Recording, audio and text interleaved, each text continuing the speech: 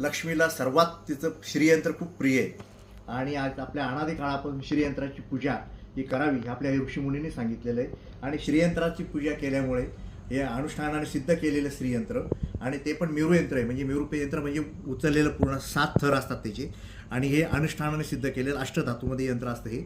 आणि हे जर आपण आपल्या पूजेमध्ये जर ठेवलं सिद्ध केलेलं यंत्र तर त्याचे सकारात्मक परिणाम खूप चांगले बघायला मिळतात. हा माझा 25 वर्षाचा अनुभव आहे.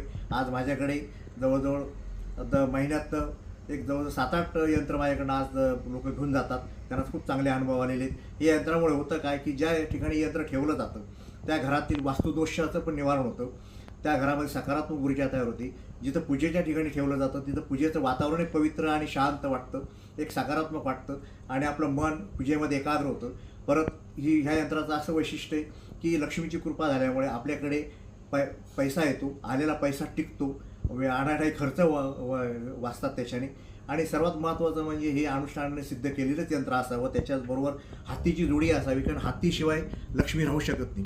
तर हत्तीचं प्रतीक हे गज ऐश्वर्याचं असल्यामुळे त्याच्याजवळ हत्ती पाहिजे, तिची लक्ष्मी कवडी म्हणून तिच्यावर एक पाहिजे. हे सर्व सिद्ध केलेलं असलं तर आपल्या व्यवसायाच्या ठिकाणी आपण ठेवलं तर व्यवसायावर त्याचा चांगला परिणाम होतो. त्याच्यामुळे आपले व्यवसाय चांगली वृद्धी होते.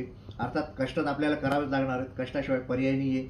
आपल्याला पण केलेल्या कष्टांना आपल्याला यश मिळावं आणि आपला जो हेतू आहे तो सिद्ध व्हावा, साध्य व्हावा, एवढ्यासाठी हे यंत्र आपण जरूर आपल्या घरामध्ये, वास्तूमध्ये, देवपूजेमध्ये किंवा तो व्यवसायाच्या ठिकाणी ठेवू शकतात.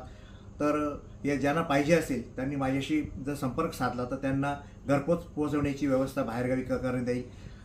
धन्यवाद. मी डॉक्टर शरद आहे, वास्तुशास्त्र विशारद, ज्योतिषशास्त्र विशारद, रत्नशास्त्र विशारद, अध्यात्म मार्गदर्शक, aura scanner expert, dowsing expert.